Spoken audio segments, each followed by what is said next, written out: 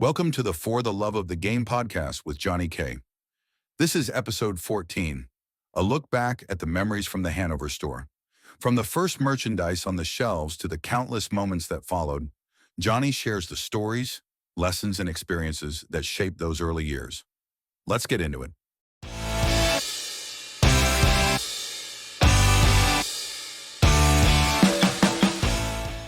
For the Love of the Game podcast, and this is 100% off the dome. Today is Thursday, the 21st day of August, and you can probably hear an echo in the building. Where am I? 305 10th Street. This is the last day that I will be the official owner of this property, and I'm going to call it end of an era. I don't know what to call it, to be honest with you. 2005, Eugene Holtz gave me the opportunity to buy this building. Now it's 2025. 20 years have gone by, and I'm just kind of doing the final walkthrough here. And a lot of memories are coming back here. And I thought, hey, why not just do a podcast, episode 13, and we'll just see how it goes. But it's a surreal feeling. I thought of this day for a long time, and it finally came with the help of my real estate agents and everyone else. Selling a commercial building anywhere has its difficulties for sure. I knew nothing about commercial real estate going into this venture. Took almost 2 years to sell. And some of the high points in dealing with my real estate people is probably just the communication, texting, calling all the time. When you're selling a building and it's a major life change or major life purchase and sale, you want to be informed by people that are in the business for sure. So Olivia, Sarah, and Tracy and the whole team, I just want to thank you for everything you've done for me. As for just like being about 10 minutes from walking out of this building for the last time, I'm sure I'll come back. I think it's maybe going to have some nails or salon or some home decory or something. I'll definitely come back in this building, and I want to wish the new owners luck. It's a great building, downtown Hanover. It's a great spot. And, I can't wait to see what they do with this building. I bought this building, like I said, in 2005, and I had been in Hanover for a year at that time. I was across the street on the corner. That was formerly known as Mako. They moved over here, and then I moved over there, and then they moved out of here, and guess where I went? Here. So I've kind of been at both corners here in Hanover, and 20 years, does it ever fly by? I'm the guy that I used to make fun of, to be honest with you. The time fly guy. Now I'm that guy. And I see young people, and they'll be 25, 30, and I just remember being that age, and it seems like it was like 5 years ago. But I was actually thinking about everything that's kind of anything major that's happened to me while being in this business, in this store. I remember the day that I found out my dad passed away, and just got the call from my mom, and she goes, hey, just, your dad passed away this morning, and sorry. And I remember I was like in shock, and at the time I would always go to lane swim. And I was just sitting on my desk rattled, and then 11:30 came, and I just grabbed my swim bag and went to swimming. My buddy Malcolm was there, and he goes, hey, you look a little off, you okay? And I said, no, I'm fine. I didn't tell him that day, but I just needed to get out of here just to collect my thoughts. And, that night we all met at Tommy D's, and we celebrated my dad, and that was it. I remember that was a tough day here in the shop for sure. And then, the week that my sister passed, coming here, I had great support, and people coming in and sending condolences. And you're not just running a business. People that come in here, they're your friends, 100%. Your enemies aren't coming through the door if you're a business person. It's your friends that make things happen. And then you just bring everything else that goes along with it, service and taking care of customers, and customers turn into friends. And in retail, when that front door opens, you have to turn your A game on, and you just have to be on all the time. You could be having a terrible day, but the customer coming in has expectations, and you just got to basically sometimes go into robot mode. I wouldn't say I did that a lot, but it did happen sometimes. And, I thought of my mom today. She used to do some embroidery in the back for me. And it was just before she got sick. So, I actually thought, this is awesome. I'm working with my mom. She's really technical when it comes to embroidery machines, and she can handle small scissors and she can thread needles. And, she loved just not wasting any material or backing on the embroidery. She would just use every last piece. And we were having a time in here, and I loved it.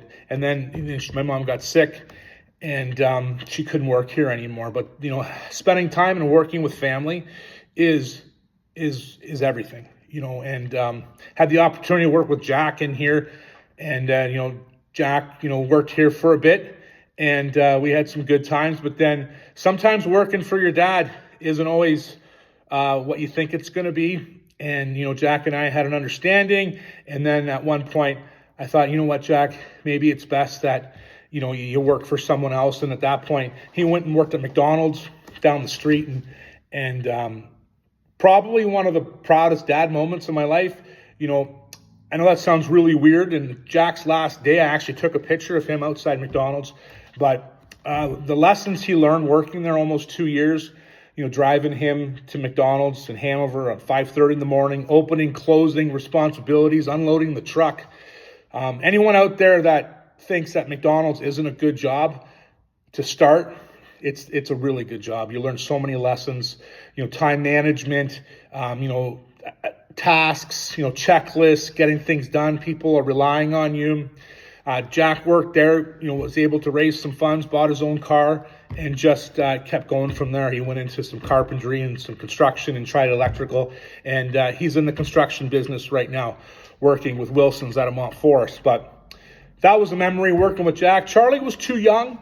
Charlie would come in and he would set up boxes in the back, and then he would throw a ball, kind of a bowling alley. We used to have the water bottles that Culligan would bring, and Charlie thought it was a good idea to stack them up like bowling pins. I thought Heidi was going to strangle him that day. But, they loved making forts in the back, boxes all over the place. That's a good memory.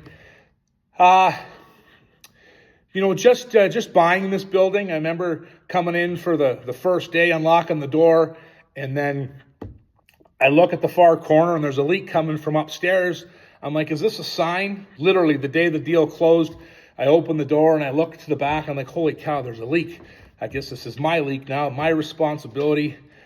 But it all worked. When we first came over here, we have the store really long. And what I learned pretty quick was to fill all the square foot in this place, it's going to cost a lot of dollars. What I learned early is the square footage in this place was really big. The more square footage you have, the more dollars you have to spend to have your inventory look up to par. And what we did, after a couple of years, we brought everything up a little bit, and that gave us more workspace in the back.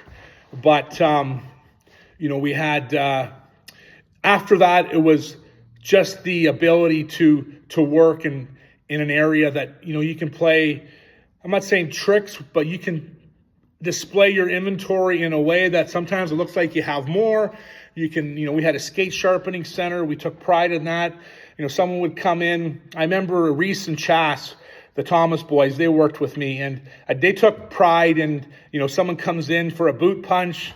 I think it was Chas that found an old phone, and just the head of it, the receiver, I don't know what to call it, but it actually worked perfect that when we were heating up the side of a skate, he would jam that phone in there and push it out, and then we would get a little more space.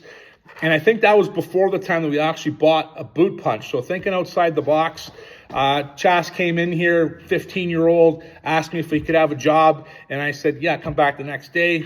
We had the pleasure of 2 months later, his brother Reese came into the mix, and I just had a lot of good people work here with me. Johnny Aiken, he's a constable, West Grey Police, great guy. He worked here. Andy Aiken, Rouge, school teacher, another beauty. He would make customers' day. A customer would come in and they would have their young kids, and sometimes going shopping with your young kids isn't the friendliest thing. When are we leaving? What are we going to do? This doesn't fit. I don't want to try on skates. I'd come in here and Rouge's some 4-year-old kid is kind of given his parent a hard time, and next thing you know, Rouge has the kid buckling, the parents smiling, and we made a sale too, all in the same thing. So Rouge, another good one. My buddy, who else worked with me? A tail end of, we had the store in Durham there, Braden McLaughlin. He was a Durham boy, still is a Durham boy, but he worked mostly in the Durham store, but he came over here and worked some shifts here. Of course, Darcy, my buddy, he's been with me or was with me for a long time. We grew together. We learned a lot of things, and he's doing well for himself now. Heidi was a big part of just, the embroidery machines, and she came in, she learned fast, and, we could start with small orders and just a lot of hustle. Heidi at one point did everything here, did the accounting, she entered the invoices, she did the embroidery, the pressing, and just kind of kept me going type thing. Because there was a point here that it was just Heidi and I for, 3, 4, 5 years. We worked together, and, she was a big part of this building here. We had Dino Nixon in the mix. We had Justin Graham. He was in the mix. He was a Hanover Baron. I was coaching in Hanover. He was working here. We almost came to blows a couple times in the shop. Christina, my niece, she plays a big role right now up at the HOC, Hockey Opportunity Camp. She was here during COVID, had some time, helped us organize things. Just a lot of people made a huge difference in this building with me. Great memories, and I'll never forget that. And then we have Chris, my nephew, who currently still works with me. He's been here 12 years, and watching Chris, I think he started in grade 9, and we'd have some really good laughs together. Chris just kind of thinking outside the box. He's still the same today as he was when he started, never afraid to try anything. My niece Zoe, she's a big part of the business still, and I remember the day that the van got stolen. True story. It was a Saturday, and I brought the van. I brought Zoe with me, and partway through the day, I went to the back. I went outside, and I'm like, the van's not there. So I came into the store, go, hey, Zoe, did you move the van? And she goes, no, what are you talking about? I said, the van's not there. And she thought I was kidding. Bye-bye van. And instantly, we made an Instagram post. We said, hey, everyone, just want to let you know someone stole my van. If you see it, let me know. And the post was, it got a lot of views. And it was funny because we were getting, hey, I think I just seen it on the off-ramp in 401 near Guelph, Kitchener bound. Like, I don't know who would steal a van. Who would steal a van that has, like, my name plastered all over it? And so it's like 2 o'clock in the afternoon. We close the store at 5:30 and drive home. And then we get a call from the cops as I'm pulling into the house. And they're like, hey, we found your van just outside of Hanover. Chris Cantor's, Wayne Electric. Good eye on him.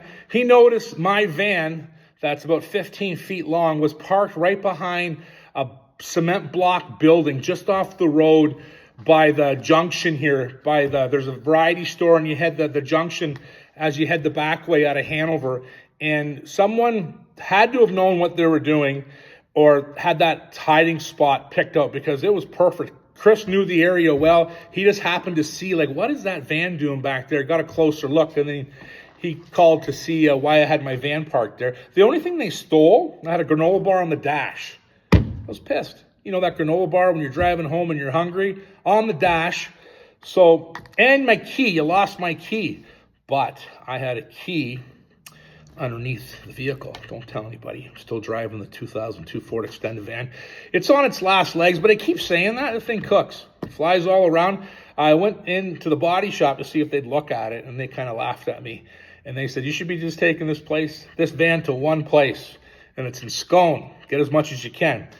Motor's good, still runs, maybe to the fall. We'll see. But that was a fun day, a funny day. Someone stole the van. Zoe and I are like, holy cow.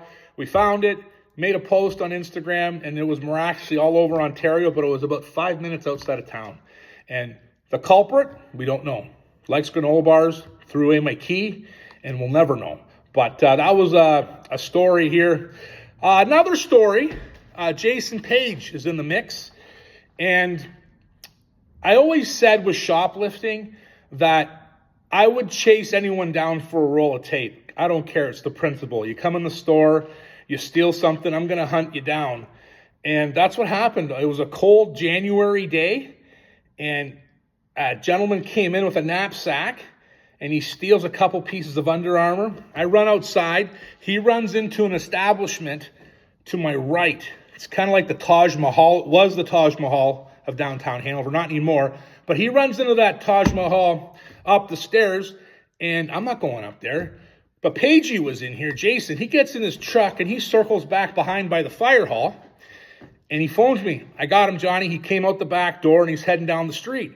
So I had like this long coat on, and I'm running. I am like probably at my biggest, 350 maybe, and I am going to be like Magnum PI. I'm going to run this guy down. And I ran all over town. Pagey would follow him. He'd say, he's over by the church. I'd run by the church, and then Pagey'd go up a couple more blocks. And I don't know if Pagey was just messing with me. Let's see how fast we can get Johnny going. I almost had a heart attack. But the funny thing was, the police were in the mix too. So Pagey was following the culprit. I was going where Pagey told me where to go. And the police were following me. I was a slow follow. And anyways, we finally got this guy. And I was maybe a block behind. The police went ahead. Pagey kind of said he's over here, and it all worked out. But I get there, and they have him in handcuffs, right? And I'm like exhausted. And so I say, hey, can I get my sweater back? He goes, I don't have your sweater. So he had a knapsack in the snowbank. And I remember I just took the knapsack, threw it on, and I started walking away. And the female officer, it was funny. Johnny, yeah, you can't do that. What do you mean? You can't. Well, he stole from me. I'm going to take his bag. You can't do that. So I did it for a split second. If I can get charged now because I did that about 10 years ago, I'll have to consult my lawyer. But I thought it was funny. I wasn't going to take his bag, but I was trying to prove a point. I made the police officer laugh. That was funny. Put the bag down. They arrest him. Big deal. He's in the police station there for a couple hours.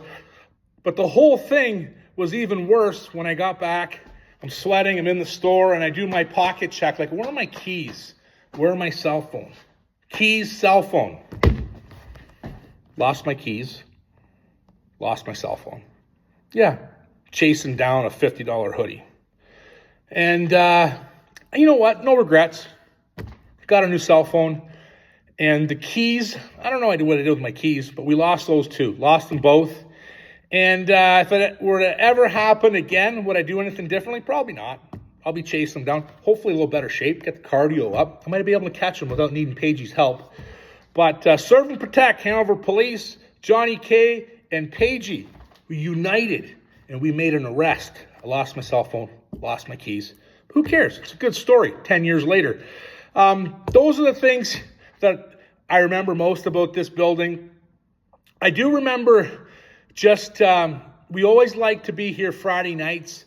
And downtown Hanover, let's say 2004, when I first moved to town, and I was in the old Mako location, I called it the toothpick effect. And I'll tell you, Friday nights we could stay open till 9, and we'd have people coming in. People would be buying. People were downtown walking all the time. I hope the downtown here in Hanover gets back to that point. But in 2004, that's the one thing that attracted me to Hanover, was the toothpick effect. Let me explain to you. Mom and dad and the family go to Tommy D's. They have dinner. They go to Frankie's, have dinner. We had the Grey Rose.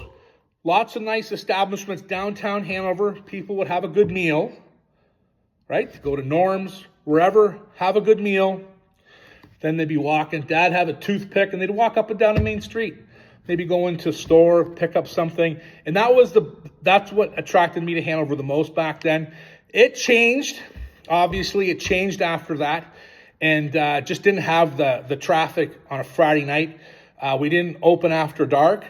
And that's just maybe a story for another podcast. But Hanover downtown has huge potential.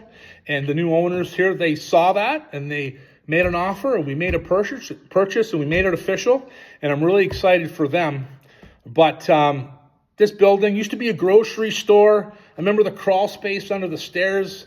There was like some old boxes, and they'd have receipts, and you would see like someone came in and spent like 8 cents and bought some tomatoes or something like that. But a grocery store back in the day, Holtz, of course, that's I bought. Well, you know what? It was Holtz Office Supplies. They built a nice building down the street. And then it was Maple Sports for a couple of years. Then Johnny K moved to town, 20 years. And I'm going to wrap this up because, I'm going to have to wrap it up. I have to go to the lawyers, give them the keys, and it's an official end here. Family, we lived upstairs for 5 years. Pros and cons about working from home. Pros and cons about working in the same building your business is in. Take Jack to daycare, come back downstairs. You forget something, you want to work a few hours on the machines, you can go downstairs. I didn't mind it, but it was refreshing after 5 years when we built a house in Durham, that just the drive. And then I enjoyed the drive. I enjoyed the drive from Durham to Hanover, Hanover to Durham. And so it was nice living upstairs. Well, we had to, but it was nice actually not living upstairs, if you know what I mean. But when I bought this building in 2005, we had 2 stores, one in Durham, one in Hanover, and we did that for 8 years. And just one tip, if any of you out there have thought about opening multiple locations, probably the most stressful thing was the inventory and moving it back and forth and always having to remember something. Always having to remember, like before you leave in Durham, you're like, okay, what do I need? Where's my list? And then you put it in the car, then you drive over and you're like, darn, man, you brought the wrong size. Or I don't have a 6.5 here, but I have a 6.5 in Durham. Well, can you bring it over? Like that back and forth, as much as customers appreciated it, it was just, it got to be very nerve-wracking. 2010 was the day in Durham that I closed the Durham store. And it happened really quick. Manager was there. She decided that she was going to sell her house and move to another town. And I was like, you know what? This is the time that I'm going to close the Durham store. I talked about this in another podcast. My buddy Jeff McMillan showed up in his truck, his big cube delivery vehicle. 3 loads later, Durham store is empty. Now this building here was just jam-packed with inventory. And actually, that's the time that in my life that I was kind of getting to the point that maybe I didn't enjoy retail. Maybe I didn't want to be in this. And that's the day that when I closed the Durham store and I just made one trip to Hanover every day, and things became more streamlined, and I loved that time in the car, and it was a lot better. I started to enjoy it, started to be more aggressive on how we were doing things, and I'm like, you know what? I really love my job, because at that point, I was going to be a police officer myself, or try to be. Had aspirations of being a cop. That was hard. Patty test, syllogies or some syllogens, or if A equals B and B equals C, I passed all that. I think I might have failed the psych test. I don't know how that happened. But anyways, I was in the middle of that, and then closed the Durham store. Then after that, I'm like, you know what? We're not going to be a police officer. We're going to stop trying to be a police officer. And we're going to concentrate more on the store. And that's it. This building. Today's Thursday, the 21st of August. You'll see this podcast in September. Really loved my time here. Some adversity, some COVID, having to lock the door, curbside, cleaning stations.